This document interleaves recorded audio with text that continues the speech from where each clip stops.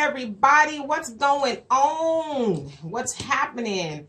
It is me, Demetra K, and I'm here with Donovan throwing rocks and hiding his hands. Sadiq. You guys on Facebook Live will not be able to see him, but everybody else on YouTube and the podcast, you can hear him as well. I'd just like to say thank you. Again, we got a cat going crazy in the studio. Yes, but it's all good. That's our third host. Yes. He was in the refrigerator earlier. Yeah. So again, as always on this show, it is our goal to promote understanding of the things that go on in our community, so that we can be better and ultimately catapult ourselves and our race to where it needs to be in the world. And so, without further ado, I'd like to get started. Again, I solicited questions from people on Facebook and on the podcast in regards to what you guys wanted to talk about. And I got a whole host of things, but I think the majority of you guys wanted to talk about slavery and what's going on. Is my camera a little bit darker? Let me see if I can adjust it. Oh, it's dark on my end. That's why. Aha, I can see myself. Okay, yes.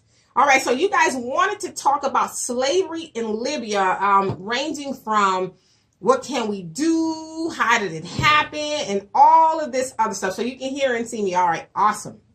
All right, hey, Quentin and Al. So I'm going to get started. All right, so I got a lot of information. I want you guys to bear with me because I wanted us to get full understanding of how slavery, I don't want to say it started in Libya because it was kind of already there to a small degree, but I want to give you guys a full background as to how it blew up and why we're now hearing about it on a larger scale. Okay, so here we go. And I know other people come and say, what are we talking about? So I'm going to get started. And I got like not four pages of notes on Libya, but just notes in general. So here we go. All right. So what's going on in Libya? All right. That's what most people wanted to know. First of all, how many of you thought that Gaddafi was a bad man? From everything that you've heard about him up until the time he was murdered. I'm going to say murdered because he was murdered. A lot of us thought, oh, he's a bad man. He must go. Got to get rid of him because he's terrible and all this other stuff. Okay, so in the last couple of weeks, we've been hearing a lot about slavery that has been going on in the northern country, or northern Africa, Libya. All right, but the fact of the matter is it's always been going on, but not on out in the open and on a large scale like I was saying, like it is now. Right, so ever since the murder of Muammar Gaddafi in 2011 by the United States, now let's get that right, the United States murdered him. State Department. Yeah, so of course they'll say, well, France was involved and all this other stuff. They were saying that, while France planes or the French planes were running, it was actually United States airmen that were driving the planes or flying the planes. I guess that's the technical term. And so, all right, so where did that go? Okay. And so, now, there was propaganda that was disseminated to the American people by the Obama administration. So now that's how Libya got to where it is now. But let's go a little bit deeper. Specifically, the Secretary of State, Hillary Clinton, Samantha Power, a senior aide to the National Security Council, and Susan Rice, Obama's ambassador to the United Nations, they together, these three women, fashioned all this propaganda and letting the American people know, oh my God, Gaddafi's this evil man. He's committing genocide on his own people. He must go. All right, let's go a little further. Right, so then the intervention of NATO was in a humanitarian one. Like, oh my gosh, we must go save these people. This evil dictator is killing his own people. Well, first of all, NATO is not a humanitarian organization. Right, but that's what they did it under. NATO must get involved. All right, and I know this is a lot of information, but you guys, please bear with me. I'm going to get to it as fast as I can. All right, and so, so they said, oh gosh, we need to help these people. And I like to give a big side eye about that because okay. So basically, bombs were dropped on Libya and over 500,000 people were murdered due to the airstrikes. Okay, now remember, this was under the Obama administration. All right, so, but what was the real reason? Well, as a matter of fact, let's see. Well, the fact of the matter is, I'm reading my notes. Gaddafi was in the process of creating and fully funding a successful Pan-Africanism movement, which is the unification of all indigenous African people all over the world. So that's what he was, not only was he planning to do it, but he was funding it. He had a way to fund it. So he was like, okay, we're going to move away from the American dollar. So let me get back into that. All right. So let that sink in for a moment. Along with that, he was building an African satellite station, an irrigation system that would make farming possible in the desert setting, among other things that would help Libya and other African countries thrive and just be away from everybody else. Like, you know what? We got it from here. Thank you. All right. And guess what? He didn't need US dollars to do any of that. He was using gold instead. Libya would have been the first and only country to have the means to back up its plans with their own resources. They didn't need outside dollars or anything. They were going to be able to back up their own things with their own currency. Okay, and so also Gaddafi, along with other African nations, was in the process of creating an African central bank. They were striving to pull away from the central bank that is mostly controlled by the United States of America. And you know a lot about this, so you correct me if I'm wrong, okay? Because I was researching. Okay. So far, so good. All right. So in a nutshell, Libya was becoming a very stable government. All right. Now remember though, Clinton and them was like, no, they're killing their people and all this other stuff. So by now you're probably wondering, well, what's wrong with all of that? All I just said, what's wrong with that? Okay, so all of the aforementioned information posed a great threat to the central government because if Libya was successful and fully stabilizing their government, that would potentially bankrupt the other economies around the world because they would have no dependencies on the worthless dollar. And that's why the lie about Gaddafi committing genocide was crafted. All right. And you guys correct me if I'm wrong, too, because I know a lot of y'all know about what's going on out there. Okay. Stay woke. Stay woke. All right. So the contrary was true, though. The people of Libya benefited from free housing, health benefits, education, and a whole host of other things that made life easy for them. Like they were living good. Now, was everything perfect? No, but damn, free housing, free education, free health care. All right. That doesn't sound like, a homicidal maniac is running things to me. Okay, so now Libya is a failed state that has been in civil war since Gaddafi's murder. Damn near the whole country is dilapidated due to constant war. Now, ISIS has taken a stronger foothold in the area. What else is going on? Among any other issues, slavery has become bigger and bigger. Now, Nigerians seeking refuge from what they're going through, they're passing through Libya.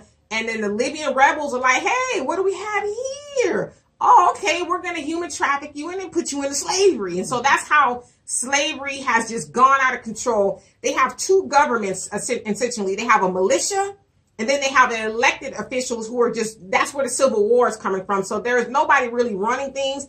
And in the process, the whole area is just gone to shit, for lack of better words. All right, so I'm almost done here, and then I'm going to get to you guys' comments. All right, and so it should also be noted. Now, this is a quote, you guys. So for a lot of people were saying, oh my gosh, Hillary, she was such a better president and all sorts of stuff. This is a quote from Hillary Clinton. Okay, she says during an interview, we came, we saw, and he died. That's what she said about Gaddafi after they crafted this nonsense that he was killing his people. She was happy and she laughed about it. She was like, ha, ha, ha, ha, ha. Seriously. All right, so now she worked for Obama. So who's ultimately responsible for the modern day slavery in Libya? Now, Benny, you asked, who are the perpetrators of this act? And so somebody else said, what can we do about it? And that's what I want to ask you guys. What are your thoughts on Obama? Obama, it was his administration that carried out the airstrikes on the Libyan people. Now, he said he had some regrets, but he would do it all over again if he had the opportunity. He would do it again. And so you have a lot of people, and a lot of you guys, and I promise you I'm going to get to your comments. A lot of people say, oh, slavery is wrong, which it is. I'm not saying it's not, but people aren't educating themselves as to how it got there. So I admit I voted for Obama twice. And before I really educated myself about what was going on in Libya, I thought, okay, well, maybe Gaddafi had to go. But then once you do your research, you're like, wait a second. So This guy that we love so much, Obama, you know, how lovable is he after hearing all of that information that I just read? And so I'll get to you guys' comments. Let's see who did I miss. Richard, what's happening? Long time no see. You said, I think he was complicated. You talking about Gaddafi, you think he was complicated? And then Terry said, yes, they murdered Gaddafi. Yes, they did. And then Benny says, who are the people perpetrating the actual acts of slave trade? See, I didn't even see that comment, but I remember you said that yesterday. And we're going to get to that. And Terry said, Gaddafi would eventually run white Southern Africans out of Africa. Mm-hmm. And Benny says, it went from the richest country in Africa to the poorest and most unstable. Absolutely. And so Benny said, who are the perpetrators of the actual slave trade? Well, they're saying that it's the Libyan rebels, whoever that is. I don't know. It's a good question. I probably should have looked to see, but exactly what that entails. Do you have any information about that, Donovan? Wow, it just so happens. Okay. You guys got to remember, Al Qaeda was a organization that was actually started by the American CIA to fight the Russians. Mm-hmm. So these so-called unnamed rebels are actually mercenaries being paid for by the oil corporations in Libya to keep everything disrupted and keep it a failed state so that they can plunder the petroleum reserves in Libya. The worst thing you can do as a leader of a nation today is get rid of your nuclear weapons. Right. And then they also, did the same thing with Saddam. You know, he was this horrible person, and and all the research that I did, you can see... Had nothing to do with 9/11. Right. Or even Osama. Right. All these leaders, they were, in the process of stabilizing their government and all this other stuff. And because Saddam, they said, he was moving away from the, I guess what he called, what the American dollar is traded on. He was actually moving to the euro market. Yeah, the euro market, right. Trading the oil on the euro market and moving away. At that time, it was a higher. Right. Euro. And so shortly after that, he was this terrorist. He was this evil dude, You always got to have an enemy so that, have you noticed that the United States, we only pick on countries that can't defend themselves? Right. And so, Gaddafi was warning all the other African nations, we need to stick together. And I think he knew right after he said that, what his plans were, that he had the target on his back. And so we got to move quickly. Well, actually, he didn't have the target on his back until he agreed to get rid of his nuclear weapons. Okay. Yeah, because up until then, we didn't fuck with him. Right. So keep your nuclear weapons. If you develop them quickly. Okay. Hey, Marcus, you say the use of organized African slavery anywhere is global African people's call to action. How we continue to respond will determine many things. If this reminder does not fit your post, my apologies. You said that on the other one too. My apologies. But we must have the same focus if we are really to bring a global African call to action. You say hashtag global African unity now. Okay, but let me ask you, Marcus, what could we or should we be doing? What should we be doing? Because a lot of people are asking that question. Well, what do we do? And, I'm not trying to be a pessimist because I'm far from that.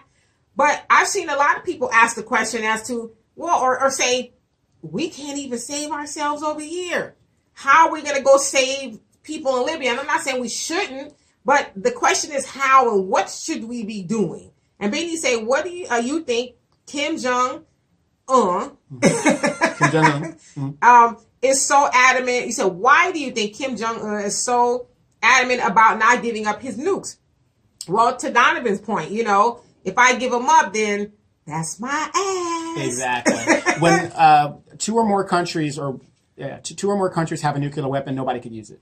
Right. That's why there hasn't been a nuclear confrontation since we are the only country that. And then he also fired did he fire off a nuke last week? Yes, that can reach the United States now. Yes, supposedly. They said in like 20 minutes or something like that. So everybody was calling me, we're going to war. No, we're not, because people got to also remember, if a nuclear war ever happened, the economies would collapse. Just straight up. And so the 1% that control the 90%.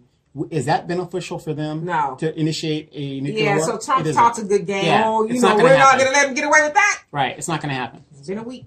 It's just not going to happen. Yeah. They have too much to lose. And Al says, shame on the person who wanted you to talk about this complicated topic. Well, you know what?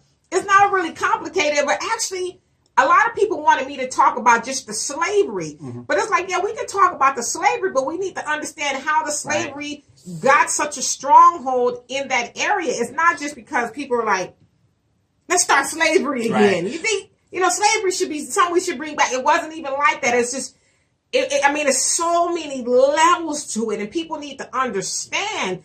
And, we voted for Obama. I think a lot of us, if we thought that Obama was, going to, do what he did, we probably would have thought twice, but then maybe we wouldn't have. Well, I'm going to have to disagree with you on that because we didn't vote for Obama. Obama was selected. Okay, but I'm saying overall, we walked our asses in a booth and checked Obama. Of course we did. But even if he won overwhelmingly by the popular vote, that doesn't elect him anyway. True. He was selected. Right. And it doesn't matter who is in the presidency.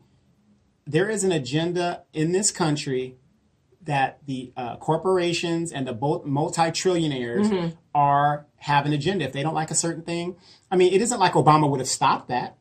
Well, no, I'm saying, but he is the first black president, and then you go over there and kill 500, of course, 1,000. But he didn't do that. That was the agenda that was set in motion that he can't stop. Right, and he can do.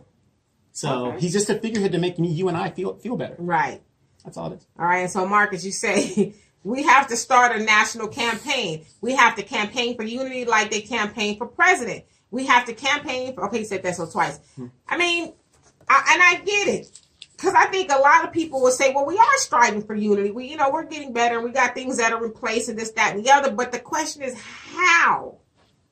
How do we bring about change in stopping slavery? Now, I would imagine now that maybe the UN is going to get involved and, all that other stuff. We control the UN. Okay, so maybe, we control the UN, but the UN kind of started the slavery off over there. Right. They didn't go in and say to start slavery, but. So do you actually think it's going to stop? No, it's not. So I don't know. Can I ask you this, Steve? Yeah, ask me. I don't mean to cut you off. No, because I didn't know what I was going to say. Yeah. Do you actually think, okay, they're starting this for a reason. 1% of the population controls all of the wealth in the world. Right. It is not beyond imagination that they want slavery to happen, because what are you going to do about it? Well, actually, so that's what I'm asking Marcus. And I'm not trying to be, give you a hard time, Marcus, because I get it. There's something needs to be done. But to Donovan's point, what are we going to do? What can we do? There's nothing. We can't even shut down a liquor store. There's these brothers, like I said, in Los Angeles. They've been boycotting this liquor store in hopes of shutting it down. It's not like a big conglomerate grocery store. It's a liquor store, like a mom and pop. I'm just going in there to get some zigzags. Yeah. We can't even shut those people down. Now, and I'm not saying we should just shut them down just because. They're brutalizing the people that live in a community and selling them bad food, just treating them bad. But yet these brothers have been out there for over 80 days. And yet the store is still open. And still making money. And still making money. So, I'm not trying to be a jerk, but we can't even shut those things down. How are we going to go all the way overseas and stop slavery? And so you also say, no, we are not. So seriously, we are playing at a movement, and we are playing at action. Well, I don't disagree with you on that. We have definitely played a lot, which is why Black people are in the condition we are now. But, just to say, hashtag is cute. Stop slavery in Libya and all. And that's all cute. It is, but at the end of the day, what we going to do? We can say we need a movement. We need to stop playing. I agree with you 5,000% on all of that. But at the end of the day, what's the action? What's the action plan? What's the strategy? What are we going to do? And I would say this too. I'm more upset that we keep finding ourselves. Hey, Jonelle, I was starting to wonder if you was in jail, but I see you're not. You're I was in jail for a day. Facebook jail. Yeah, I was in for a day. I'm right behind you, brother. I just keep getting more upset at the fact that we keep finding ourselves wherever we are all over the world in this situation. It's like, when are we going to say, okay, like it's 2017. We ain't talking about indentured. Some of them are indentured servants, but I'm talking about like some real life slavery block action. That's what's going on over there. Like these people are being auctioned on a slave block. Well, you got to remember, we have gotten to a disparity in the wealth that is so far in between the richest and the poorest, Right. that nobody's doing anything. They're not going to do. We've shown, as a regular people have shown, we are not going to do nothing no matter what they do. And I'm going to get into that about the tax thing too. Okay. I mean, because that's, that kind of is, piggybacking off of what you just said. And so, I mean, what can we do? I mean, I think there's I don't know. I mean, I'm really stuck. It's an enigma. I'm not normally like flabbergasted or not really have a lot of answers, because I don't have a problem saying I don't know. And so I don't know. But I think it's important for us to understand how it got that way in Libya. I read a fantabulous book years ago called The Tattooed Soldier. I can't remember his name was Hector somebody. It's called The Tattooed Soldier. And the book was talking about it was in Ecuador. This took place. And a lot of the people over there were migrating or immigrating, I guess you could say, over here to the United States. And so, you have a lot of people say, oh, these people are coming. I'm going to get you guys' comments. Oh, these people keep coming over to our country. Well, the book highlighted, it was fiction, but, it touched on a lot of stuff that was real. It says, it's not like we're just coming over here because we don't like our country. It says, let's talk about how the United States funds the militaries over there, the guerrilla, whatever they call it, the forces, and they murder people, who are activists, who may stand up, who are priests, whatever. All those people, so they're fleeing persecution, so they're coming over to the United States. In this particular book, this guy was a doctor, and he ended up working as a dishwasher at this, funky old diner. He was sleeping under a bridge because they had murdered his family. He was like, I'm not just a nobody who's coming over here trying to take your I'd rather be home. But the American government made it so that I could not be home, and that's why I'm here. So, I mean, I know it's complicated. Al, he said, you and Donovan desperately need some water because this tough topic is trying to pull y'all back in slavery. Hashtag never ending. Well, you know what, Al? All jokes aside, I mean, there are things that we need to discuss, plain and simple. I mean, everything, we like to have fun, but it's hard for us to say, well, we need to stop slavery. Right. And not understand how it got there. I mean, we need to have these conversations. Or at least be aware. Be aware. I mean, like, to me, I knew a little bit about what was going on in Libya, but when I sat down yesterday for like 5 hours, wow, because I really wanted to know. I didn't want to just be one of those people, stop slavery, and then somebody asked me, well, what do you know what's going on? No, I just know they got people in slavery over there. I wanted to be informed. And so, Marcus, you say, and forgive me if I'm getting your comments a little slow, I'm just because they're coming up slow. And Marcus says, we have to get our feet on the ground and start organizing with those who know. We need to get like-minded people into a room and put a plan together and start a national campaign that builds into a movement. People are ready, but leadership starts with you and I. Our people are waiting for new faces with true dedication. No, I absolutely agree. Marcus, great idea, great commentary. Shit's not going to happen because the minute you do that, you're in collusion, and they're going to charge you with being a black identity extremist. Right. Well, and to his point, though, I mean, we all know that freedom is not free. Right, and that's what I'm saying. Unfortunately, I'm not saying anybody that's a civilian is a civilian, but there's a lot of civilians that are individuals that will not put their lives and their families' lives on the line. Because it doesn't affect me. Right. And so, no, I absolutely agree, Marcus. We do need to get like a real solid plan. I absolutely agree. And that is what's missing in our community. We don't have unity past meeting at grandma's for Thanksgiving. Because there's always going to be somebody in the group that's going to get the radio show or get the MSNBC slot or, something that's going to, I mean, he's right on it. Yeah, he is. And so Jonelle, he says, it's really on those being enslaved and those who are there. It's against such action to war with the enslavers.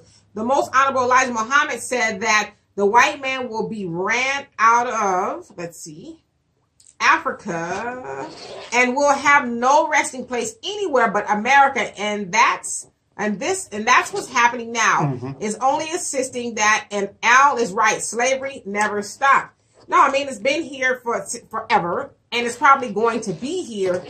But I question, why does it always got to be us? because we're the ones that are willing to take the state money Right. and do the most. Like I said, 13% of the American population is black, but yet we comprise 70% of jails, which by Constitution makes you a slave.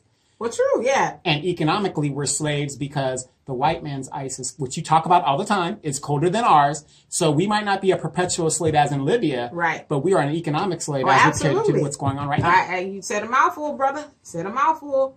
And then so Marcus says, you cannot say that until we try. No, listen, we're not saying that. I totally, I'm not saying we shouldn't try. We should try. I mean, that's what we talk about all the time is unity. But we got to get there. So I agree. It does start with you and I. Me and Donovan talk about it all the time. Donovan and I. Me and I, you sound like Al now. And I said, it ain't no, you ain't got no. Oftentimes people are looking for somebody to lead them. Like, I'm just going to sit right here and wait for somebody to lead me. But you're right. And the leader starts with us. Well, we have to lead. Well, Dee, you tell them the story about me in the neighborhood that I live in. Here's somebody who's progressive and wants to do better for the community and has done better for the community. But what happened? Nothing happened. They rather elect a bank robber or somebody that is a criminal of origin because. And then when they elect the wrong person, they want you to save them. They want you to save Help. them. And then you also say, and please tell the brother on the side, do not put a negative spin on work that has not been done or tried. Well, okay, let me ask you this, Marcus, because I think maybe me and Donovan are a little confused. Can you give us a little bit more specific be more specific as to what you're speaking about? Because when we say unity, that's very broad. Mm-hmm. It's very broad, and I think we are mistaken if we try to sit up here and say that, oh, it's easy for black people to unify. Yeah. Because like I said, I talk about this liquor store all the time that we need to get down there to Los Angeles. We will. But, I mean, these brothers they're rightfully trying to shut this place down, and they can't do it.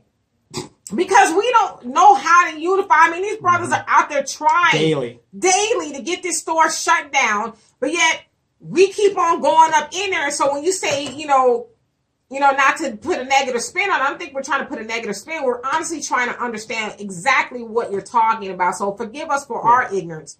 And then so let's see, Al says, okay, don't feel bad. It's raining bad out here in Houston and I'm light skinned and I'm driving. So don't feel bad. The girls made this house inward come out in the field. You know what? Just get home safely. Okay. Hey, Seeker Guard says population numbers are not true. Why do we believe in pollsters? Well, I think I agree. I agree with what you said about pollsters, but I don't think it's that hard to ascertain that we are roughly 13 to 15% of the population. Mm-hmm. That's factual. That's true. That's factual. I used to work for the census, and I know we're not growing because we're in jail. 15% of us are gay, and then we're killing each other on a high clip. So that's factual. And then so Jonelle says it's us cause all. Oh wait. I think you said it's because all economics and wealth is centered on blood sucking from us all over the planet. Our oppressions have its roots in math and regulating us for such resources. Yeah.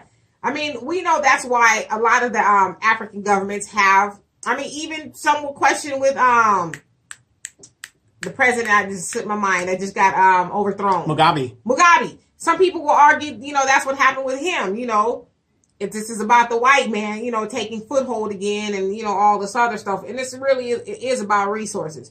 And Secret Guardian said, we are not the minority. No, and I know where you're going with that. When we call ourselves not minority, we didn't call ourselves a minority. What he said was we are. Okay, so if you agree that we're about 13% or so of the population, put a thumbs up. Because I don't see where, it's, as Jonelle says, do the math. Math doesn't lie. Mm-hmm. And so, no, I get what you're saying when you say we're not a minority. I totally get where you're going with that, but we're speaking in terms of numbers. And Tom says, I love you, Demetra K. I love you too. Thank you. I'm feeling the love. Donovan has a show called The Hot Seat. And today, y'all got us on the hot seat. Yes, absolutely. Secret Girl says, what percentage are the Italian? You know what? I don't know. Okay, I'm a numbers guy. Go ahead. I can answer that. Now, when you say black, it encompasses a lot of black things. If you're half black or whatever it is, according to the American thing. If you say Italian, which is basically white. True. So you just got to say it like this. White people comprise right now in the United States 54% of the population, period. That's according to the census, period. That's Donovan. Okay, and Benny says, the question is, how concerned are we, and what we are feeling, just like outrage? Then we tend to show from week to week and news cycle to news cycle.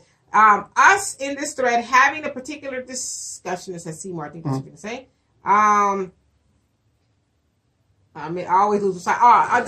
This discussion are only a small microcosm of concern that are even willing to talk about it, even to this extent where we are frustrated with our helplessness. But what about the majority of our people out there that know about it or may have heard about it, but aren't really concerned one bit because they're not directly affected by it? So we just put it in, out of our minds and continue with our lives. But that's the complacent attitude that will have this strategy at yours and mine's doorstep quicker than one would think.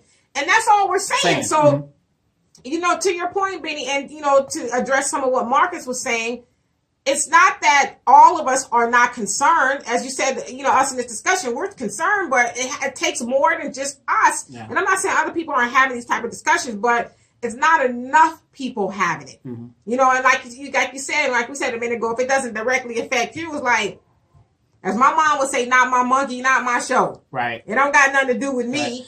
But the good thing is that we are having discussions and exchanging ideas and doing what we're doing here. So, I mean, there is no wrong answer, unless it's a wrong answer. And Secret Guard wants to know, what about the British? See, now you're nitpicking. Okay. If we want to go by numbers, 1.2 billion people of the population are identified as. There you go. Al says, me and the brother on the side don't believe that broads need to be in slavery. What? Al, I need you to prepare the joke of the day, please. Joke of the day. No, bring it. No, I'm just playing. So Secret Guard says, what about the Irish? Okay, listen, Secret Guard, I'm not really sure where you're going with this. Yeah. And honestly, I'm not really concerned with what they are doing.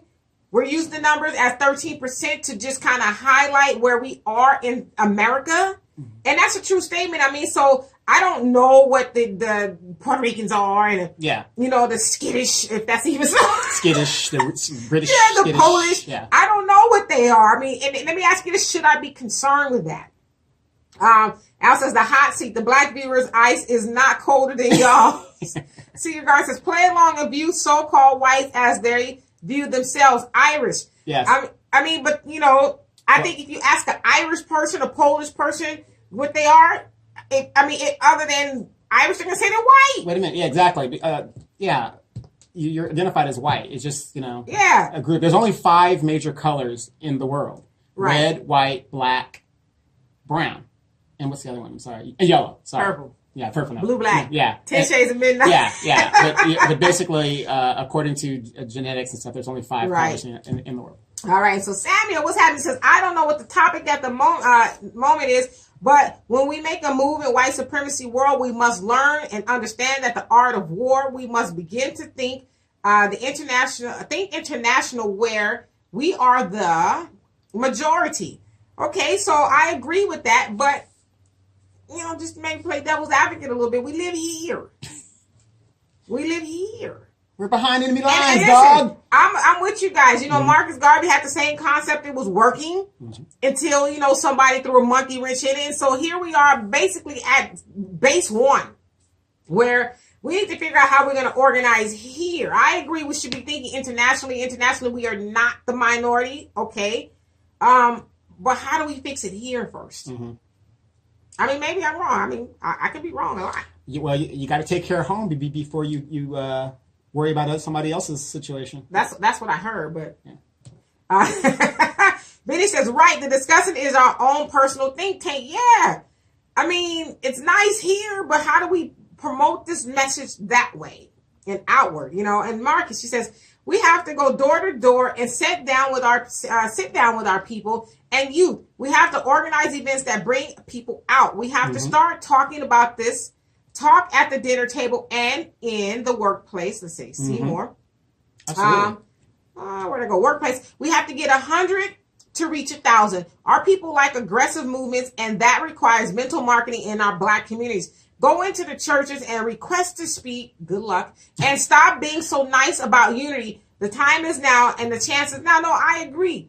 I do think we need to be aggressive, but I think we need to think about how we're going to be aggressive. Because I'm going to tell you like this. I'm in public relations, and I know it's all about delivery. Now, I see a lot of Facebook revolutionaries who, like to call people names, and, you guys are stupid, you're idiots, and, you're asleep, and, oh my God, nobody's going to listen to that message. But I do absolutely agree. We do need to get some boots on the ground. And yes, let's door knock. But not even door knocking. How many times do you walk by, not you specifically, Marcus, but how many times do you walk by another brother or sister and don't speak to them? We do that a lot. So, before we go knocking on doors, we need to at least say, how you doing, sister? I do that. I try to do that, but when I see that fist ball, I keep on walking. I keep on walking. We need to be a little bit more open with everybody. Sure. So, no, I absolutely agree with your approach 100%. Yeah, I absolutely agree. He's on it. Hey, Sean. He says, Queen, it's been a minute. Yes, it has. You say, I truly believe you need to look at the information I sent you. It can help our people tremendously in terms of learning and understanding money, finances, and what real money is, and how to generate long-term residual generational wealth and leaving a legacy for our bloodlines. Could be a great topic for your show and a blessing for thousands. You know what? You kind of beat me to it, because on one of these shows, I'm going to invite my little brother. Dr. Jeremiah? Dr. Jeremiah. Yes. We were actually talking about Bitcoin, and he was, put me up on game, because I was asking about investing, and he dropped some jewels, and so I thought maybe we can have him on our show. As if he'll show up. You guys are beneath me. And Secret Guard says, we are the 13%, but I'm calling Italian. You're calling Italian what? What do you call them? Vinny says, this is how ideals are born, out of genuine concern. Yes. There is no right or wrong answer.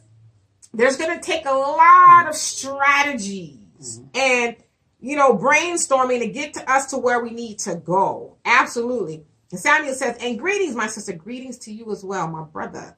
Al says, this topic is keeping me in slavery. So like Jay-Z said, on to the next one. You know what you got. Some serious something's wrong with you. Isn't that your man? It is. And Secret Girl says, D, ask a Polish person what they are. All right. Yeah, they're probably going to say, I'm Polish. But if they that's a nationality. Yeah. That's a nationality. Thank you, brother. Okay. Thank you. Did you hear what he said? That's a nationality. That's a nationality. I'm an American, but I'm a Black American. Marcus. You say, Secret Guard, why you trying to make my little gray hairs come out, ain't you? Marcus, she says, we have to go door to door and sit down with our people. I think I read that one already. Yeah. Okay. But I agree. And you said mental marketing is the key. Yes, mental marketing is the key. And we also have to, in a lot of cases, we have to, is there unbrainwashing a word? Yeah. Deprogram. Deprogram. We have to, because Benny talks about this a lot. We do have to kind of deprogram ourselves and reprogram ourselves into the things that we should be doing, because as Benny always says, we can talk and say this is what we need to do, but until we get rid of the mindset that's keeping us where we are, we're not ever going to go anywhere. It's just you're going to be just beating it into something that's not going to absorb. To Marcus's point, instead of, we need to knock on doors and stuff like that, but wouldn't it be easier if we would just start teaching this in the home? Yeah, and he did say that too. Yeah. It starts at home. Yeah, absolutely. Absolutely. I can't teach the next door neighbor if I ain't taught my kids. Right. Or me and my man ain't talking about it. So no, absolutely. Yeah, I think that if it's ingrained from the time that we're, absolutely, make a great strides. And Secret Garden, you say Irish live here and Irish are a minority. Get your mind. Don't allow your enemies to tell you who they are. And he says, or who we are. Irish talk to Italians and they call each other by their nationality. Listen, one thing I try not to do is let somebody tell me who I am. Anybody who knows me will tell you I know who I am. Okay? And so now what we speaking into, now that's the black woman coming out. Oh, there it is. Oh, shit. I'm just messing with you. But no, I agree. I get what you're saying, because when you call yourself a minority, you're basically saying you're less than. And I'm not speaking in those terms. We're speaking numerically as far as percentage-wise in America. And that's not debatable. We are 13%. Yeah. You show me, Secret Garden, I impress upon you to do this. since that's like a sore point with you, show me some data that says that we are not 13%. We might be lower than that, so, right. But, a quick story. I was born Donovan Patrick Malloy, which is all Irish. And I have Irish blood, but I'm a black man. Black is 10 Shades of Midnight. There it is. I'm just playing. Wesley Snipes. Wesley Snipes. And Marcus is start posting information everywhere, banners, flyers, signs, and radio. I agree. And that's why, along with my show, me and Donovan have a show that we do. We do several shows. Yeah, right? I agree with that. But you know what the problem is, Marcus? Maybe you can help me with this. How do you get people to take this information? Because I guarantee you, me and Donovan started this show talking about we finna show y'all a bunch of twerkers. Now, maybe y'all wouldn't tune in. I guarantee you, if we had, because this is a green screen now, but when you guys see it on YouTube, you'll see it. We had a bunch of women twerking. We said we got some twerkers that's in the studio. And, we was talking about Nicki Minaj. We would monetize the whole page. It would be on and cracking. It would blow up. But so we need to figure out, how do we get people to accept this information? I think that's a good question. Samuel says, our home is our home. And I know where you're going with this. It's 196 for 940 million, I think that's million, square miles of the planet Earth. Yep. I know where you got that from. Where do you get it from? My dad has a wisdom book, and I read that there. Like Marcus Garvey said, a strong man at home, Africa is a strong man anywhere. It says, Keen Toure said, we will never be free until Africa is free. Yes, I saw that quote somewhere the other day, but no, absolutely. I mean, but how do we get there? You know? One thing I can say about being on this show and helping you do this show is I'm learning so much from a lot of your listeners. I mean, you have some really intelligent people. Because I want to tell you guys that are listening, on some of our other shows, D earns the hate. I earn the hate, yeah. Okay. She earns the hate. This is a no coon zone over here and over there, okay? And so Secret Girl said, that's it. I'm attempting to program this conversation. Well, you're failing miserably. No, I'm just playing it. Al said, okay, since this topic is keeping me in slavery in this house, nigga, you so silly. It's going to go inside and watch the Carol Burnett 50th anniversary special. You boo. Reverse propaganda. All right. So since we beat this horse to death, now we're going to go into something that's a little less sexier. We're going to talk about taxes, because a lot of people wanted me to talk about taxes. And listen, let me tell y'all something. I had a background in financial services and all that, so I could talk the financial lingo a little bit, but taxes, I have to do my research on this. Okay, so as you guys know, Trump and them, and I'll re-shine your point before I go in. Since I totally agree, once we can make the paradigm adjustment, then we can begin to have a lot more, because we've been mentally conditioned for so long. We have not gotten access to a bunch of blessings. That's right in front of our faces, but the other half do it all day, every day, while looking us right in our faces. And then Al says, yes, poor horse. Kwame Ture. That's, and I should have knew that's what you meant. But anyway, so back to the taxes. Trump and them passed this tax bill in the wee hours of Saturday morning when everybody was asleep after they came home for partying and stuff. They passed this tax reform is what it was. And so I took a lot of notes, but I'm going to try not to read them, go off the top of my head.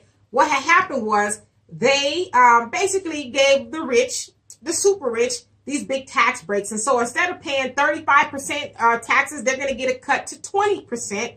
And the poor people are going to go up from 11% to 15%. And the middle class is just pretty much screwed. And they also took out a portion of the Obamacare Act, the mandate, saying that you have to get in medical insurance. So they took that out. So now what happens is they said about 13 million people are going to be kicked off of their insurance because, for one, insurance is very expensive.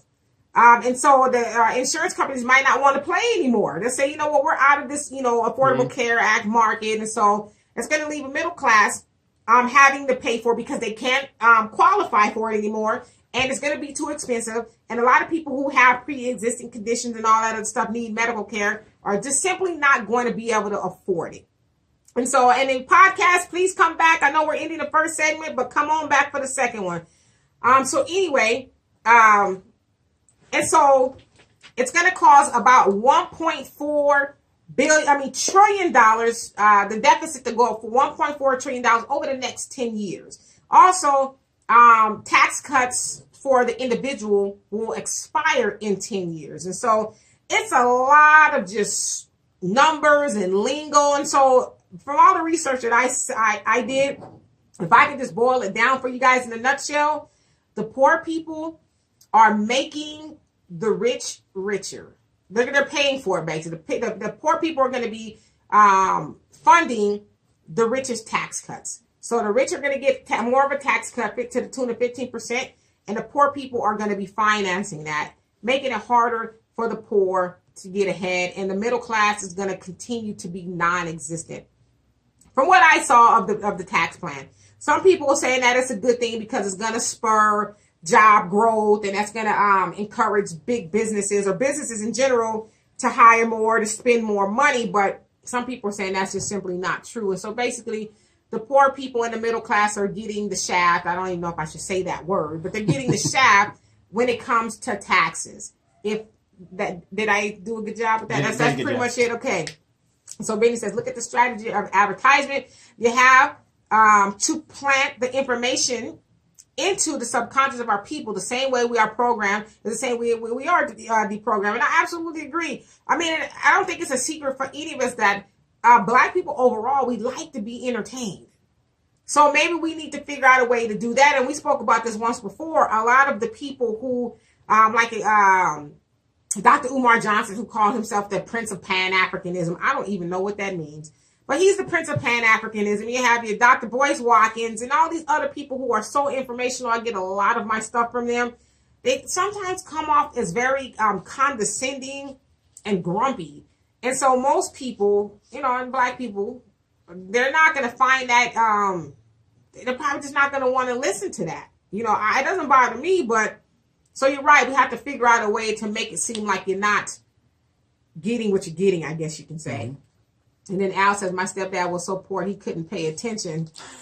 That's a lot of us right now. And then Benny says, like always, the rebirth of the myth of the trickle-down economics. Yeah, and that's the premise is it's going to trickle down. If we give the big rich people more of a tax rate, then that's going to trickle down. And then the businesses in the middle class, they're going to hire more people and spur more money. And then the poor people are going to come up.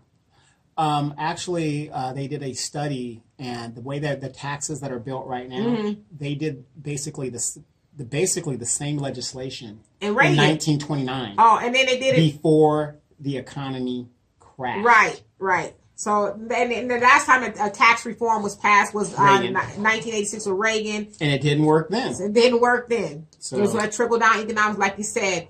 And then Sammy, you say yes, and so. I mean, should we be concerned? Yes, because the economy is going to crash again. Here it is 8 years later. And wait, the Bush tax cuts that were made permanent. Right. Wasn't that supposed to spur? Right. And it'll trickle down. Right. And so listen, people, this is just a way for the rich people to keep on sticking it to everybody else, But to Donovan's point, what y'all going to do? What you going to do? I would say this, though, because I was kind of thinking, okay, what could be the solution to this, to helping us? I was, kind of spinning my wheels yesterday, and I thought, okay, in a perfect world, or maybe not such a perfect world, maybe Trump will get impeached before the. No, I think they're going to kill him off. You think okay? Yeah. But then you also have, Pence, and so he has the same ideology. But then you have the 2018 midterm elections, and so a lot of people are now pissed. Oh, we're gonna vote you out of office. And okay, wait, I have to stop you right there.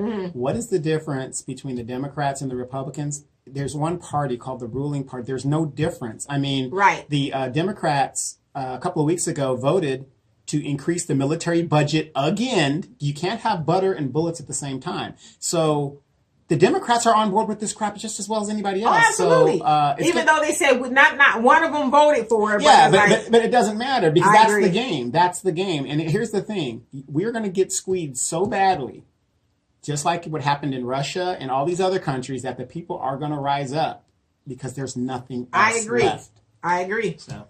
And then so Sean, it says, can you please ask your partner that's with you on the show to send me a friend request? I think we can work together to help the masses. I have some awesome business partners, Absolutely. and tax advisors in our organization. Okay, absolutely. So after the show, I'll make sure Donovan does that. And Al says, why is it that a lot of black preachers and activists come off as boring and grumpy? I don't know if a lot of, I don't say a lot of activists do. I think that some activists come off as angry. And they're rightfully so. I get why they're angry, because it's like, listen, then why don't you guys just wake up? But that's not going to get it. Well, I mean, sometimes you do need to, wake up, shake up people, but I don't know. Yeah, but I also think there's some activists that have turned the people off, Reverend Jesse Jackson, Sharpton. I mean, these people, they get up there, they get paid, they're living a wealthy life. Right. But, it's an right. And so to Donovan's point, they start off valiant with a valiant effort. Yes. We're helping black people. We're down here living in the same apartment that you're living in. And, and then you hear about the money laundering. Right. And, now I'm a contributor on Fox News. Right. And they give you a TV show, and it's like, that's a wrap. It's like, what was I saying again? Black people. Oh, yeah, them. I want to give everybody a reminder real quick, and especially those guys on the podcast, real quick. Corrine Brown will be sentenced tomorrow. Oh, God. Please tune in. A great example of black leadership. Is that a great example? Tune in. Okay. I saw that this morning. I was like, I knew he was going to say something about some Corrine Brown. Yes. She's the embattled ex-congresswoman that started a charity for children that was supposed to give scholarships, had almost $1 million in it. She gave $1,000 scholarship and was buying Beyonce tickets and Redskin box seat football tickets and putting lavish parties on herself, and said that her only regret was that she didn't have more oversight of what was going on. She gave more money. But yet they have pictures of her going to the ATM withdrawing the money. So anyway, tune in. God. Tune in. And so Benny says, which in reality, the rich will take the profits and put in the banks and will not invest into the economy. And that's what it was saying too. Absolutely. Right. That this is also going to help the older rich people, because most of them, they don't live off of Social Security. Right. They live off of investments, which is to Sean's point. And then my brother Walter, who is they'll never invest that money. He made this comment on my post, and I think a lot of us will probably agree with it. I had to clean it up a little bit because he had some other things to say, but he said, F Trump. All the politicians and the impeachment talk, because they're going to do what they want to do. Instead, we should talk about getting our own stuff together, because we are going to be in the same position unless we make a move. In summary, we need to practice group economics if we're going to make it out of this thing alive. And how many weeks and years have you been talking about that? Well, and then I, just started talking about it as of the last couple of years. But shoot, hell, Marcus Garvey. I mean, we've been talking about it, but they've been talking about it for years. And so at some point in time, we're going to have to realize that ain't nobody coming to save us but us. Yeah, the tax thing sucks. But I thought, well, maybe if we make more money, we practice group economics, then that would help us. I mean, we just got to stop waiting for people to do for us what we can do for ourselves, or make the money under the table. I'm just playing. Well, it's just like that song you women love so much. Ain't nothing going on but the rent. You got to have a J-O-B. And Al says, a great example of black leadership is you two. Ah, look at you. No. I'm not into leadership. I'm just a shit starter. So that's what I am. And I guess I'm one too. Yes, there you go. All right. And so what else do we got here? All right. And we moved on. Oh, no. I skipped somebody's. Oh, my God. This is the light portion of the show. Okay. We're going to this is like our commercial break. Okay. So BJ. All right. Let me get Marcus's comment. It says, I like what you're doing, but taxes are not a real factor in the hood. But survival and divided survival is what needs to be. What needs to be the focus is where we meet, and when do we start the great campaign for? The great campaign for global African unity and change. We have to start making the real case for reparations a real topic, if no other reason, to support those who want to leave and show those who want to stay that we have options, and we have to start putting models in place to make it easier to do. We also need to understand that success for us is not in America, but in Africa. Just starting with makeup and hair is $1 billion business in Africa. Quality mobile services, solar solar farms and farming. No, absolutely. I mean, I agree with you. We agree with you. And that was Marcus's Garvey's thing. Hey, let's go back. Okay, you know, but I'm going to have to give you a little bit more information because I am a numbers guy. They have given us reparations. How? The Clinton surplus. Bush came in the office and he gave everybody equivalent to $300. And no, I'm not. I'm serious. So that's what they call it reparations. What did we do with the $300? We went and bought some Air Jordans. And there it is. All right. But no. In all seriousness, that's what they think is reparations. That's what, in all seriousness, that is what they believe is they gave you back money that, So let me ask you guys this, because I know what you're talking about. Let me ask you guys this. Do you think that reparations would be taken more seriously if Black people had more power? And when I say power, I mean buying power. Right. If we started practicing group economics, as Dr. Claude Anderson talks about all the time, we'll be able to buy into all of those things. You know what I mean? Mm-hmm. We'll be able. People say, okay, I agree. They got $1.4 trillion, and they're holding it from us. So let's give them a little bit of what they want. That's how they do everybody else. Yep. They give them what they want because Japanese, Chinese, Koreans, Arabs, everybody else, Mexicans, they practice group economics, and so they have the DACA and all this other stuff. This tax cut that you just got done talking about, do you know that it's going to benefit, because we have to borrow, to make that tax cut happen, we have to borrow $1.7 trillion from China. Right, which we're already in the hole with China. We're already with them. Right. So that tax cut is going to be benefiting China, but they do group economics like you keep talking about. And Al said, stop with the song, Gwen Guthrie would not be happy. we remixed it. And then Benny says, we will realize that the Black man has no friends anywhere on this planet. Absolutely. Right, that's true. As Jonelle always says, it's about self-love. We have to be a friend to each other first. Plain and simple. We always look for somebody else to be friends with. Just like me. Why don't you like me? Oh, would you please like me? Because then I'll feel like I'm somebody if you like me. You look on Facebook and there's always that one picture where you're the only Black person in the picture. That one. Oh, that's on your timeline. And then Marcus says no reparation. Okay, so did we read that wrong? Said no reparation. No reparation. And Sammy says the minister has given a final warning to Trump. I saw that in the final call to us. He has asked for what the most honorable Elijah Muhammad did on the back page of the final call. Point number 4: some of the earth we can claim our own. The minister asked for 8 states and support the next 20 to 25 years until we can do for self.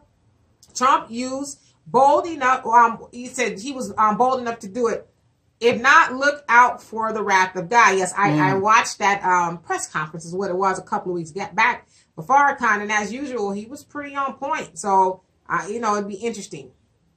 And he said reparations. So, it said, I said reparation, and he says what does that say, Donovan? Because it's the exchanging of people, like in a POWs. I know what you're saying. You know what I mean? My bad. Sorry. The exchanging of people and stuff like that. Got it. So Marcus says, you know what, Marcus, what you need to do is really start emailing us, and so we can, he could be a contributing writer to the show. Oh, okay. He'd be very good. And then Samuel says, call our own. And then repatriation. Repatriation. Okay, you don't have to school me on that one. Al says, I can practice group economics because I was terrible in group mathematics. Well, then, okay, he broke it on down for me. Repatriation. Yeah. Yeah, it's something with your tongue. It just doesn't, certain people. Right, certain things are just, Yeah, it's like the exchanging of people and ideas. The return of someone to their own country. Mm-hmm. Got it. If you're a POW, they were... Okay, and then he sent it to me again. He gonna make sure I get it right, okay? Got it. I got it now. Yeah, it's a tongue tie. Reparations should be in the form of land. Benny says reparations. Yeah. See, that was my fault. I got us talking about reparations. Reparations should be in the form of land sovereignty and tax exemption, amongst other things. Ain't gonna happen in this country because they realize the land is the wealth. I mean, Benny's right. That they're not gonna give it to us because they don't want us to have that wealth. Right. So, well, we're on the right track. I mean, All right. So moving along, this is, like I said, it's gonna be the lighter part of the show. You guys, please continue talking about those things. BJ Chill. wanted to know if Trump's son-in-law, Jared Kushner, is going to jail due to the unfolding Russian scandal. As most of you know, Michael Flynn, the former White House National Security Advisor, just admitted to one single count of lying when they were charging him with 4. And so he took a plea deal. Yes. What does that plea deal entail? Probably giving up some people. Yeah, he's going to give up some people. And now, who's going to be next? That are higher than him. Oh, yeah, because lower. that's what he said. Yeah, it was people hiring him. Has to be higher. So is it going to be Jared Kushner? I don't know. Maybe. And then, so while you guys are thinking about that, he also wanted to know if the Bears will win the Super Bowl in 2029. I said the Bears can do all things but win. Yes. So, well, 2029, I think they have a chance. But in regards to Jared Kushner and anybody higher, yes, they might be indicted. They might be do this, but you got to remember the only power given to the president that is unchecked is the power of the pardon. So.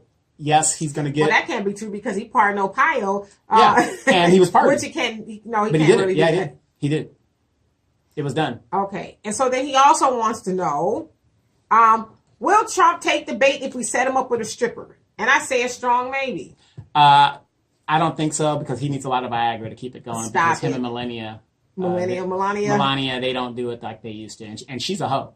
So. Godly. And so lastly, and I know we're just having a little fun here, but these are legitimate questions, you know? He says, lastly, the fate of hip-hop now that Bone Thugs and Harmony are back together. I said unless they're bringing it back an antidote to mumble rap and dudes rapping in wedding dresses, not very good. True. All right. And so Al says, hey, Donovan, what's Trump's son-in-law named? Petey? Y'all putting up these damn words I can't read today. Okay, Petey Reekstraw. Petey Wheatstraw. You don't know who Petey Wheatstraw is? No. I'm gonna school you later on after the show. Petey Wheatstraw. That was a good. It was a good movie. I take your word for yes, it. It's a good black exploitation. All right, movie. now we're getting back serious again. This comes from you, Benny, and I'm gonna read exactly what you wrote. You need your glasses. I know you're trying to be young, but do you need your glasses? I am young. Okay, I'm gonna read. And so you also say he will not go to jail, but he will probably lose his position. Yeah, that's it, and will probably be forced to snitch as well. Yeah, but everybody is going to be pardoned. Yeah, they're going to be pardoned. And then Jonelle says they have a debt that is making this country a free for all for every and any nation with the economics. We must unify as a black nation to secure some of this land and its resources. Yep. This white nation can't afford itself in truth. Absolutely. Okay, so let's get down to some serious business here. So the last topic comes from Benny Williams, and I'm going to read this, you guys. I think I can read today. Marcus will probably disagree. Benny says that we should know the difference between individual racism and institutional and systemic racism because us not knowing the difference is causing us to focus on the wrong things.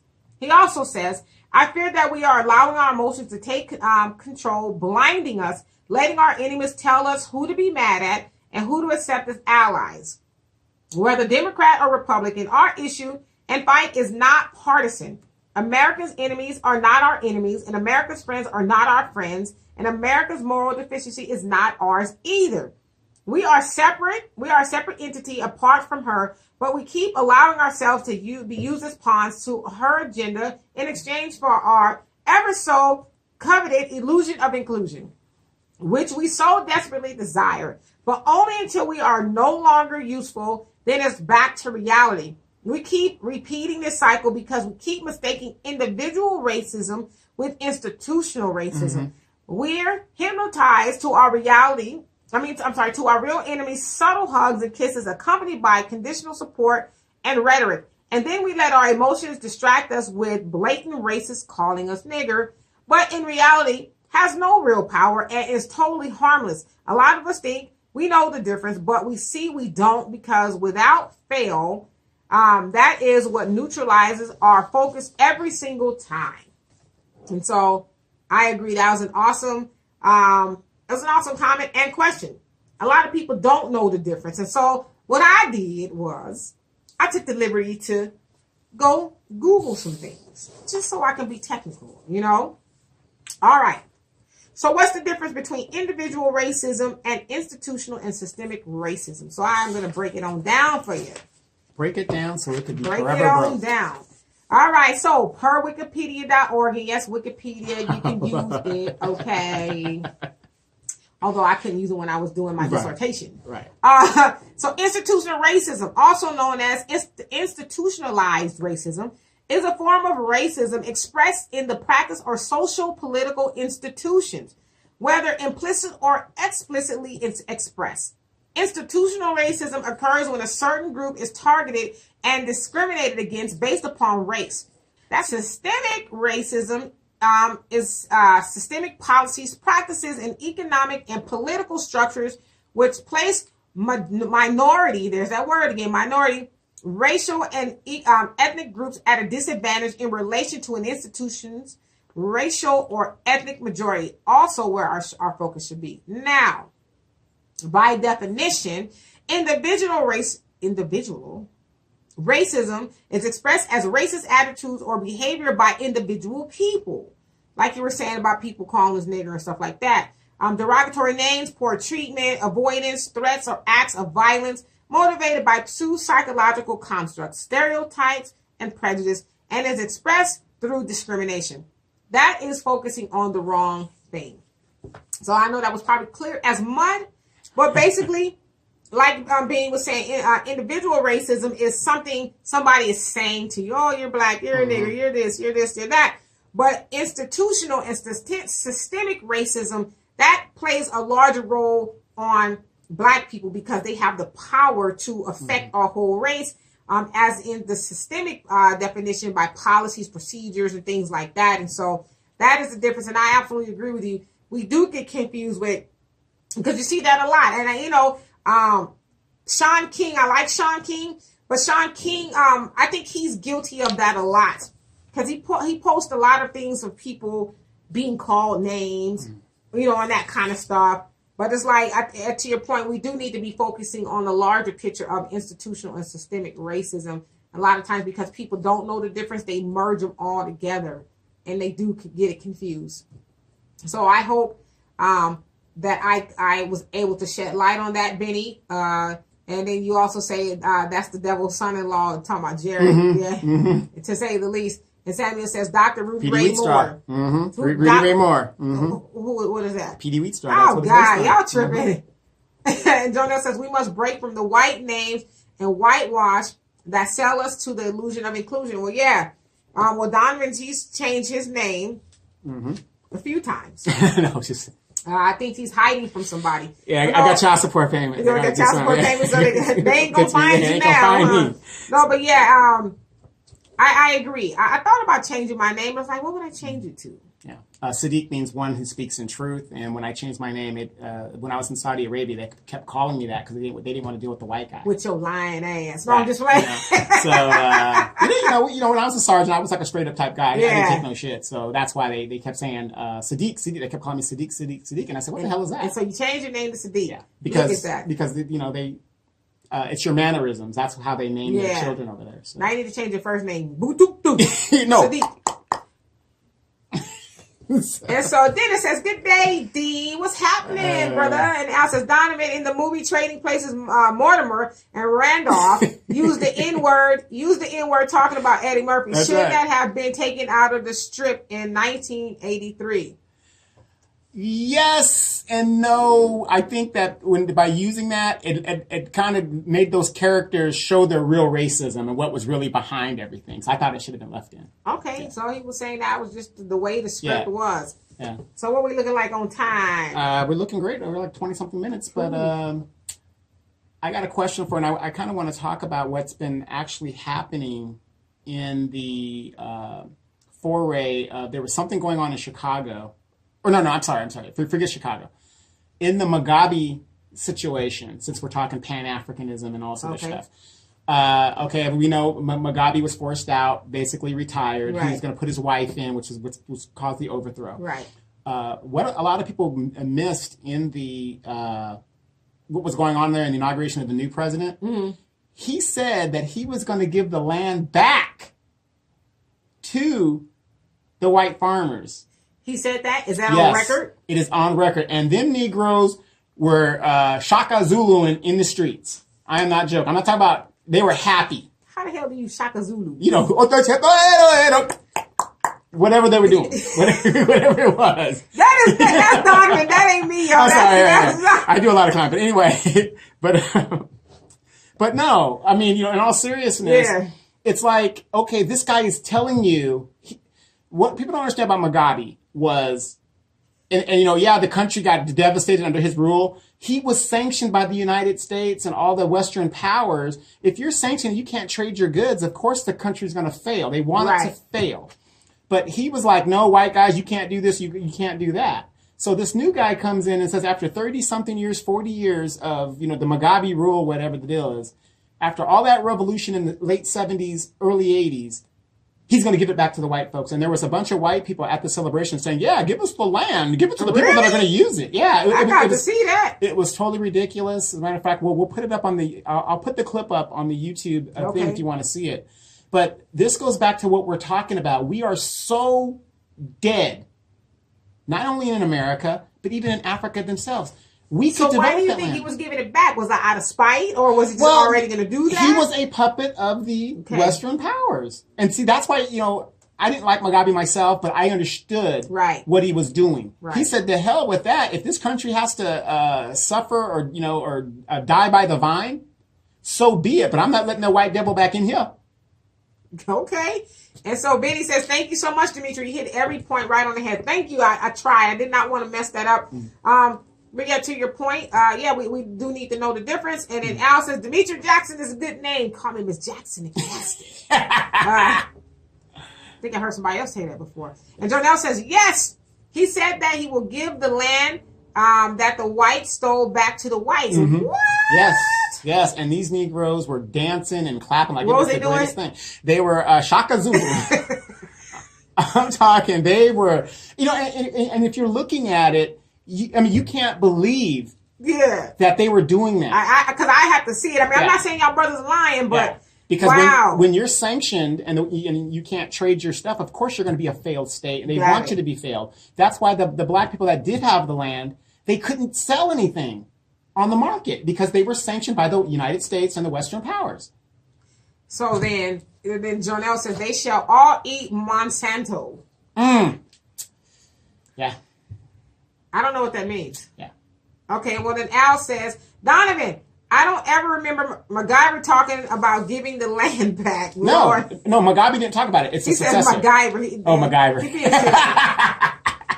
Okay, I read that right. Yeah, sorry. And so, I mean, I don't know. Listen. But what is your thoughts on it? I'm shocked, actually. I guess apparently I need to do more research, you know. And then Jonelle says he's a puppet. Even at one point, Mugabe was a puppet and connected to England, but revolted against those crackers. Going to jail. Yeah, no. He's right on it. I mean, if people would do their research on this, it's very intriguing how black leadership. I mean, they buy in, and then they do a few things to to keep it real, and they go us back on the street. Yeah, right. It's amazing. And Benny says that goes to show that goes to show you that we are, as a whole worldwide, are mentally dysfunctional. Yeah. I mean, and that's why I was saying too about the slavery. I'm more upset that we keep finding ourselves. Like, I've been seeing the pictures, and it's really pissing me off. I'll just be honest with y'all. These people keep posting these pictures of, the slaves, bloodied, and somebody even put a picture up of a black man on a table. Yeah. I'm not even trying to laugh because it's not funny. Because it's not. I was mad. They said he was on the table and they cooked him. And somebody said they're eating grilled Negro. Damn. And I'm like, what? Damn. Like, it's not funny. But it's like, I'm just, how do we keep getting there? How do we keep getting there? Like I say, you keep seeing the pictures of people, the slaves are hanging upside down. And the worst things are going on. It's like, this is not 1817. This is 2017. Yeah, again, if those of us that are awake and stay woke, the reason why all that is basically taking place is you're having the Nigerians that are moving and they're trying to get to Europe. And they have to cross Libya to do it. So if you know your geography, you have this Nigeria, Niger, Libya.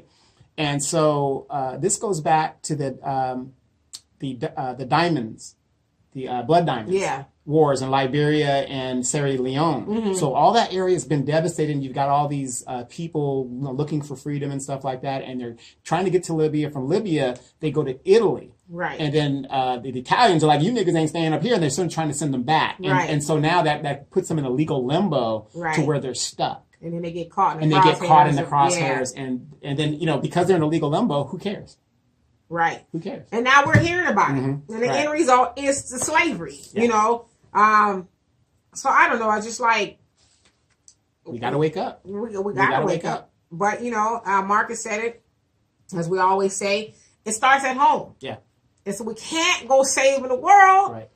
If your home is in shambles, I mean, that doesn't make any sense. You cannot do that. I don't know where that's ever worked. You're out there saving the world, and then your family is, going to shit or whatever the case is. And so, I don't have anything else. Do you guys have anything else you want to talk about? I don't. The Dallas Cowboys. No, we're not talking about the Dallas Cowboys. Well, they're getting in on a wild card. They're back to their winning ways. Was that one? Yeah. So. Okay. But in all seriousness, a lot of you guys, I'm so impressed with some of the topics that they bring. If you guys would like to email Demetra and stuff like that, we'll get that subject on the show and we'll do some research behind it, and we'll definitely give you a shout out and a credit for your research, and just make sure you put your information on there. Well, if you email it, it's automatically copyrighted. So right. Al says you being pissed off is not a good. It's not a good, but what is? If you know what I mean. I know I read that. No, but seriously, for all the shows that me and Dee do, we would love to share that information. Yeah. In our shows. Yeah, we're just a catalyst. We don't obviously know everything. Right. But as long as we are keeping the dialogue, and to your point, Jonelle, self-preservation first, self-love is for the win. Yeah. As long as we keep the dialogue open, then we're better off than not talking or thinking, oh, I'm right. I know everything. You're wrong. You can't. That's not what I think it is.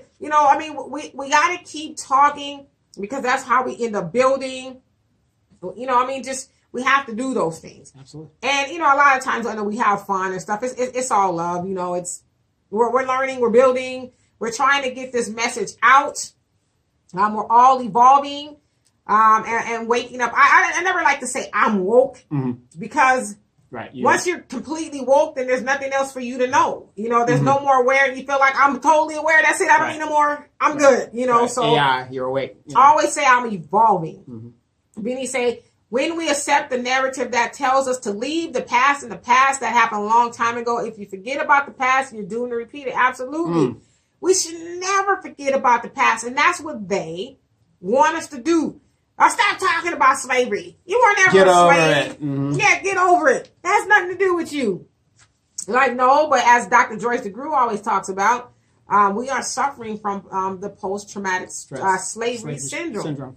All that we went through, it's still here. We are seeing the residuals of what we went through over the last 500 years. And so, as Benny says too, until we figure out how to heal, then we'll never get past it.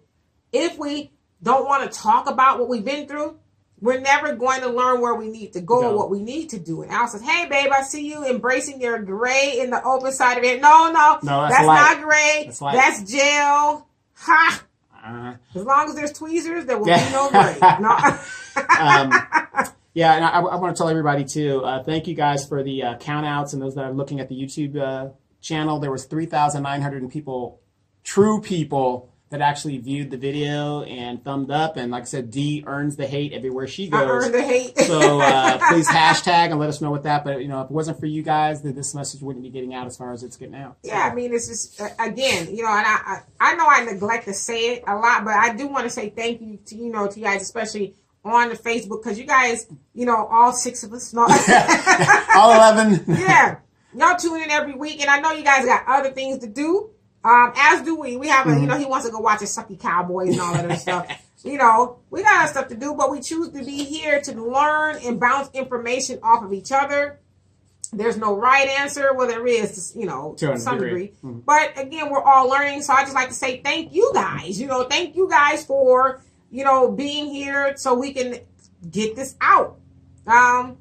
But doesn't this also go back to what we're talking about? Do you know how many people right now are watching football versus getting educated? I'm talking about our people. Forget everybody else. Right. Versus getting educated about what we need to know. Because it's boring. Right. I know what they talking about. Right. I don't want to talk about that. Yeah, put it like this. So, sometimes when me and Dee do the show, she'll be in her booty shorts. If I can show her in her booty shorts, we would get over 10,000.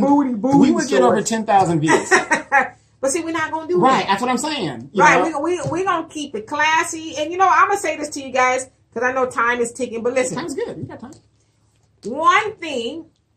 And Al says, all of your haters can earn my size 14 and Donovan's karate chop. I know that's right.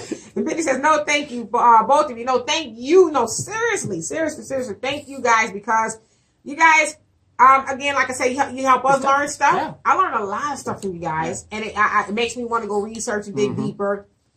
But eventually, if we keep talking about it, the message will go out.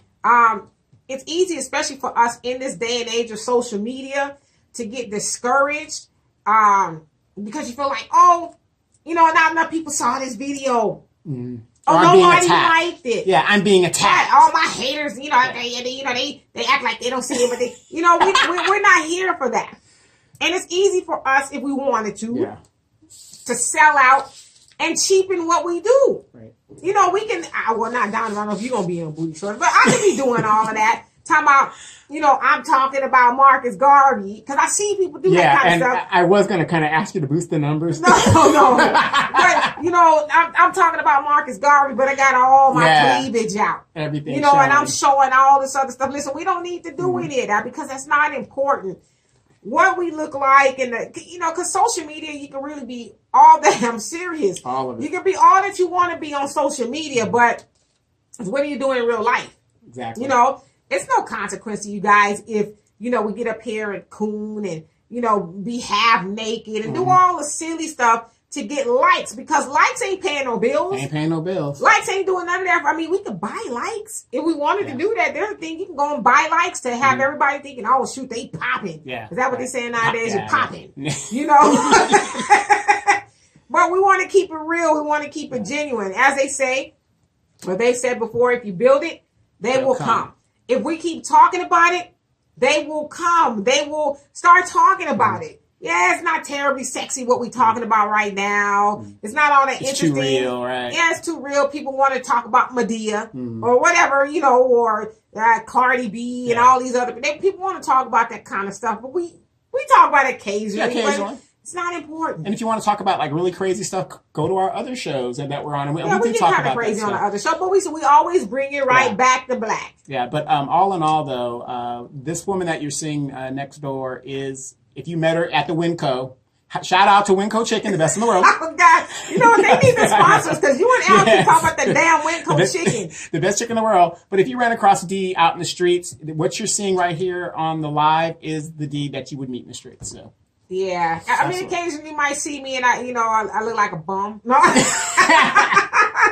oh, fancy seeing you here.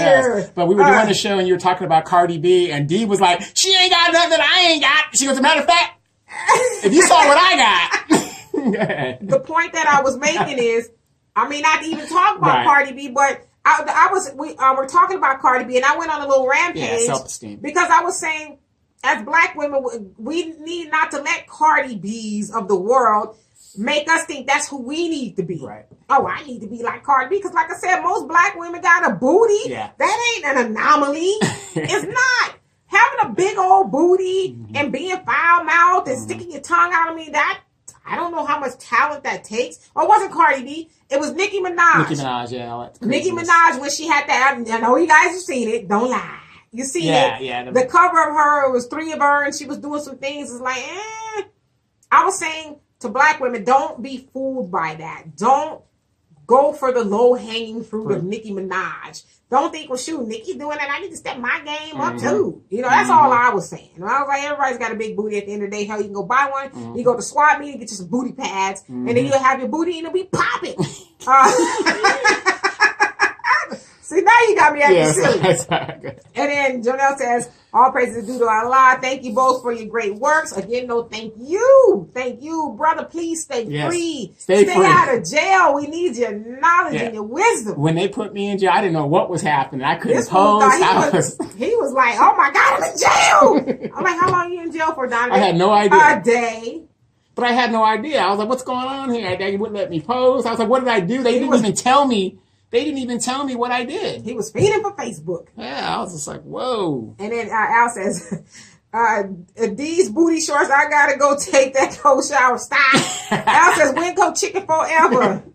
All right, hey, I put out a new vegan video. Y'all should watch it. It's the truth. All right, Al, we got like 5 minutes left, but please send us the joke of the day. I want to end it with that. The joke of the day. So. And Benny says, and that's how you plant information into the subconscious through what the masses are watching and listening to without them knowing. You consolidate resources and funds into that. It would take a lot of effort, but I think we could do it. Yes. We could do it. What do they say? You got to put the vitamins in the applesauce. You got to put the this spoonful of sugar to make the medicine go down. Yeah, we got to do it that way. I mean, I know me personally, I'm not one of those type of people who can learn from today, turn to page 32. Because I'm going to check out at page 1. I mean, that's just me. I got to learn. It's got to be sexy. Al keep telling me to find a different word. That's just how when I'm working with people with PR, I teach. You got to make it sexy. Make it sexy. Not sexy, but, you got to make people want to tune in, And then Jonelle says, too funny. So, so anyway, what else y'all want to talk about? We got 5 minutes. We're not talking about Winco chicken no more. No more Winco chicken? No more Winco chicken. But, until I see... So, Benny says, wish I could explain this idea in theory in person so I could break it down a lot better. You know what I'm going to do? Donovan, this is what we're going to do. January 1st. On this thing here, we can invite people in. Group chat. I was going to talk to you about that. Yeah, you can turn the camera. So, January 1st, I'm going to start... inviting you guys in so you guys can see, like say for instance, Benny, he wants to express his point a little bit better. I'm going to invite him in and you guys will see me and you'll see him. You guys want to do that? Yes. Yay, absolutely. We'll do that.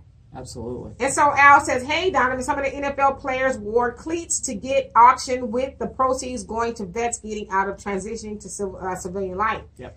Cool. And I saw the ones that Kaepernick did too. Well, not Kaepernick. Somebody gave or they're going to wear them in honor of him. I can't remember who it was.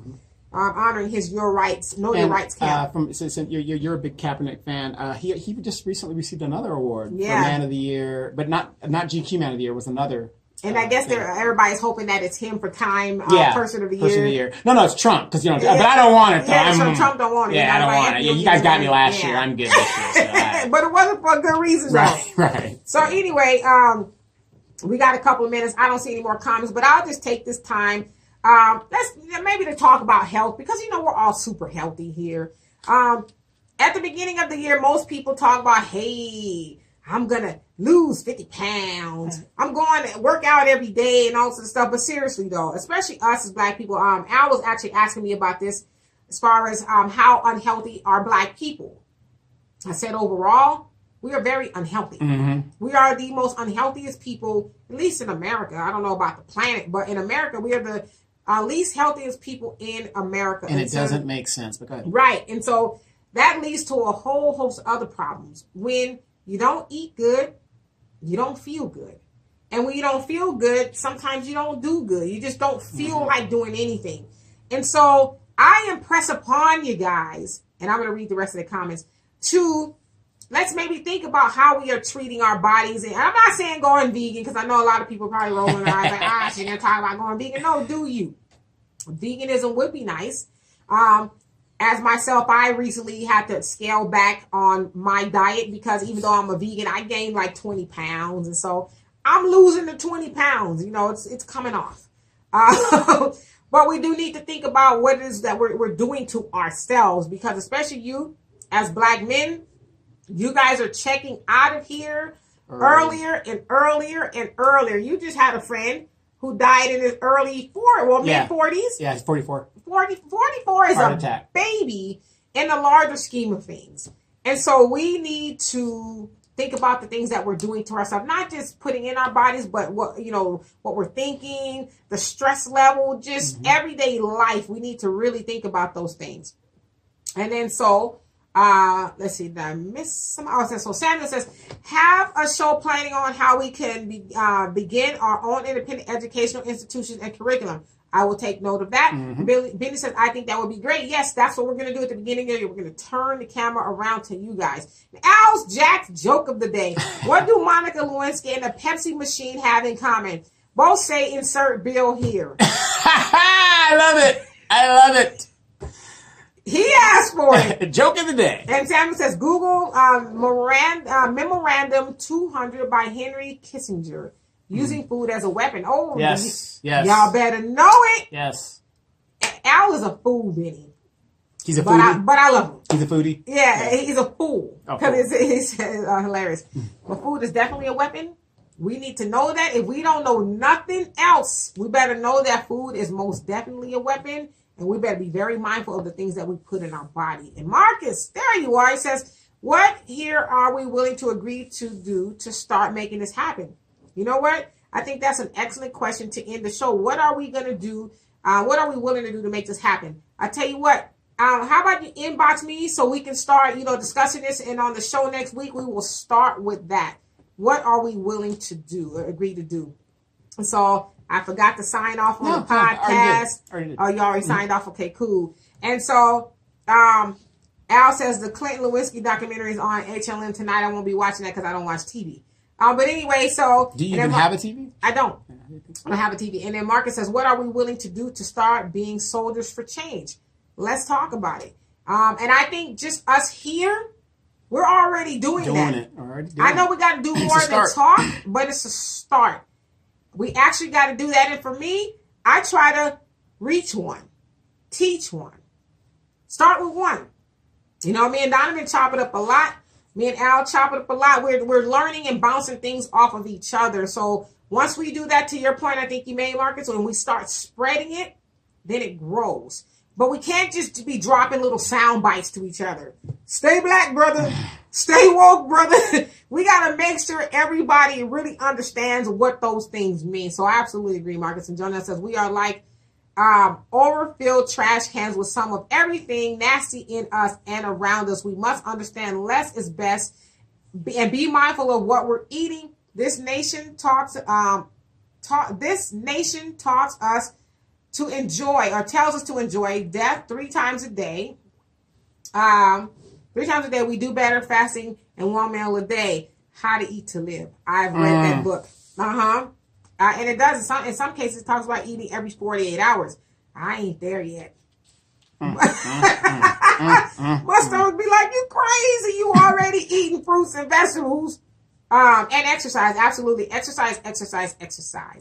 And so with that being said, I will let you guys go because I got to eat and you guys got to eat. And so I will see you guys next week. Go Cowboys. Boo. We ain't watching football. See my t-shirt? We ain't watching football, okay? We're supporting the boycott. So anyway, I will see you guys next week. Once again, thank you so much to Donovan. You are wonderful. You're great. Thank you for making all this happen. We are taking this thing places, and we're taking you guys with us.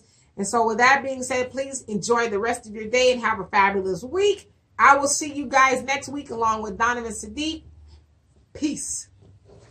After spending years detained in Libya, these Cameroonian migrants have tasted freedom for the first time. But they still bear visible scars of the torture that many of them suffered, like Jean, who was struck with an iron bar by his captors. Look at my head. You'll see the scar. That's where they hit me with an iron rod. Having left Cameroon 8 months ago with the dream of arriving in Europe via the Mediterranean, Jean came to be a victim of a well-organized human trafficking syndicate in Libya. He says he was sold 4 times and that slave traders bought him for between 400 and 500 euros. He took me and he went to sell me in another part of town. We were brought to Brack to work. We were slaves to a whole neighborhood. They didn't ask us whether we were hungry or thirsty. They didn't ask us anything. When we would remove weeds in peanut fields, we worked without getting up. 2 people died right in front of me. The captors would hit someone, the person would cry out, and then they would die. These terrible living conditions convinced Jean and 249 other Cameroonian migrants to leave Libya. They returned to Yaoundé on Tuesday night by a special flight chartered by the government and the International Organization for Migration. After touching down, they are still haunted by the nightmare of having lost everything in Libya. This father's relieved to return to Cameroon with his family after having paid a $6,000 ransom. Other migrants have not been so lucky and are still being held hostage in detention centres. We have brothers who are still imprisoned over there. When they kidnap you, they beat you and torture you. If we hadn't given them money, they would have cut us up and left us in the desert. This migrant is one of more than 100 women who was captured pregnant. She was saved after her family paid a ransom. According to her, captors are more violent with the darker-skinned migrants. Black skin is a commodity in Libya. We're sold at cheap prices like chickens. I was sold, and I was still pregnant at the time. I was sold for around 1 million CFA francs. If I'd given birth in prison, I would have been sold for 1.5 million. Hundreds of Cameroonians are still in Libya, and according to the UN, nearly 390,000 migrants from 40 different countries remain trapped there.